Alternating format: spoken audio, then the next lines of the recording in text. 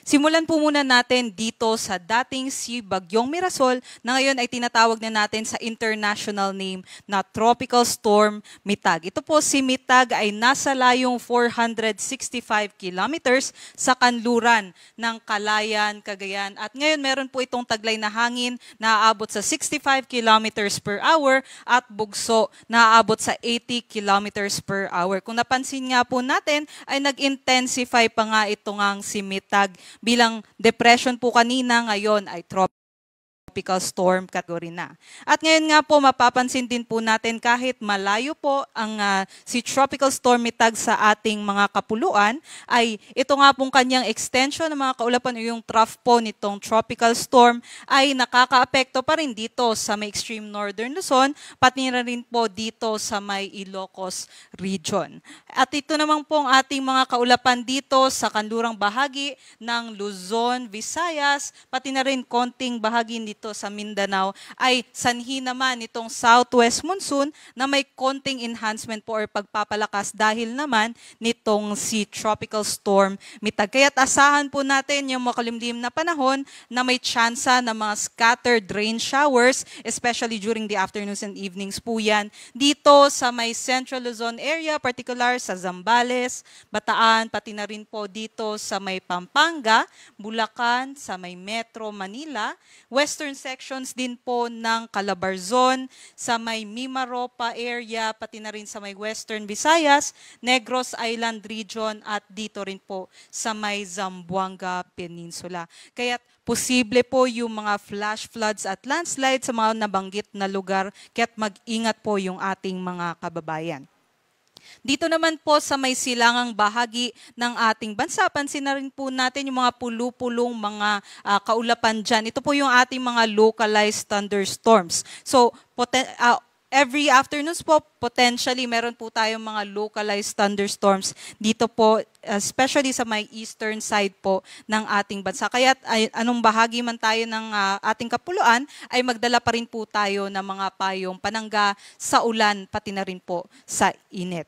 Dumako naman po tayo dito kay Tropical Depression Nando. Sa ngayon, wala naman po itong direktang epekto pa sa anumang bahagi ng ating bansa, kahit wala po tayong nakataas na wind signal sa anumang parte po ng ating kapuluan. At ngayon po ay nasa layo po ito na 1,260 kilometers sa silangan ng Central Luzon. Meron po itong taglay na hangin na aabot sa 55 kilometers per hour at pagbugso na aabot sa 70 kilometers per hour. Patuloy po itong kikilos pa northwestward sa bilis na 15 kilometers per hour. Ito naman po ang forecast track and intensity nitong si Nando. Nakikita nga po natin magpapatuloy po itong kumilos sa northwestward na motion at habang kumikilos po ito ay mag-i-intensify pa nga bilang isang typhoon category earliest po by Saturday. At patuloy po ito magno-northwestward. Pagdating naman po ng Sunday ay mag-westward motion po ito patungo dito sa may extreme northern Luzon or dito naman sa may northern Luzon area. Hindi din po natin inaalis yung tsansa na ito'y maging super typhoon category kahit mag-antabay po tayo sa updates galing dito sa Pag-asa.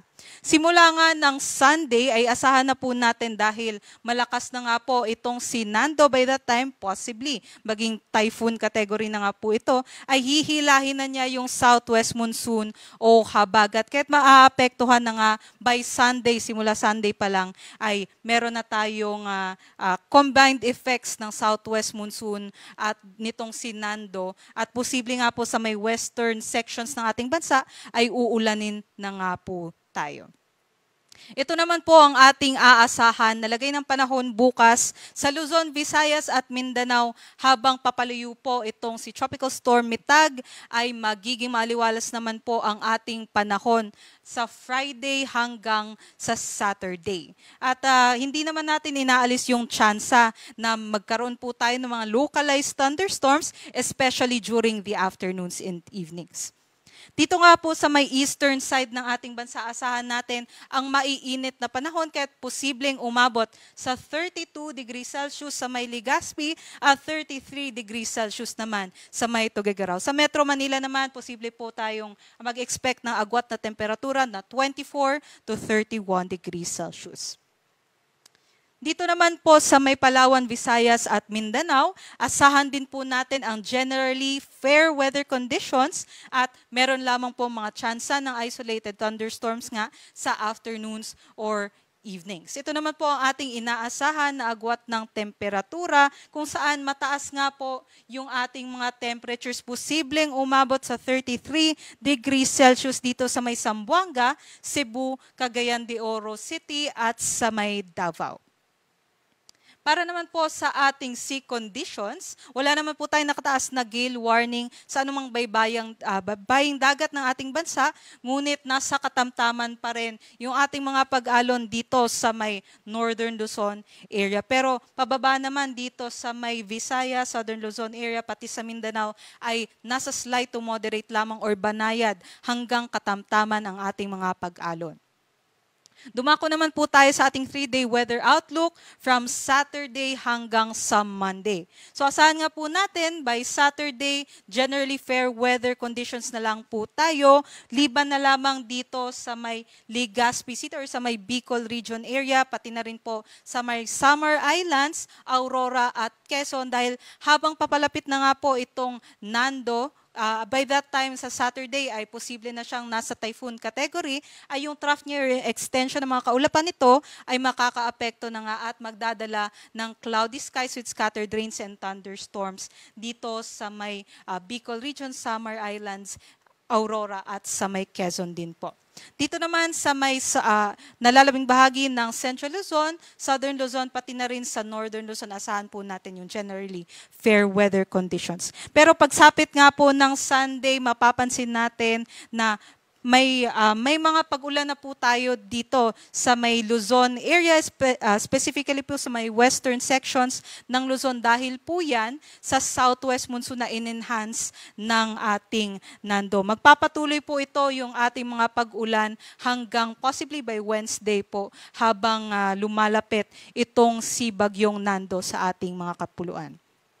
Dito naman po sa Visayas, kagaya nga po dito sa may Luzon area, ay pansin po natin generally fair weather conditions throughout the Visayas area po tayo by Saturday. Pero Sunday, enhanced na po ang ating southwest monsoon due to the Bagyong Nando po. Dito naman po sa may Mindanao, asahan po natin na magkakaroon tayo ng maliwalas na panahon na may tsansa ng mga isolated thunderstorms hanggang sa Sunday. Pero dahil nga po sa epekto ng southwest monsoon sa Monday po, magkakaroon na din tayo ng mga makulimlim na panahon na may kalat-kalat na pag-ulan, pagkulog at pagkidlat. Dito po sa Kalakhang, Maynila, ang araw po natin ay lulubog mamayang 5:55 p.m. at sisikat naman bukas ng 5:45 a.m.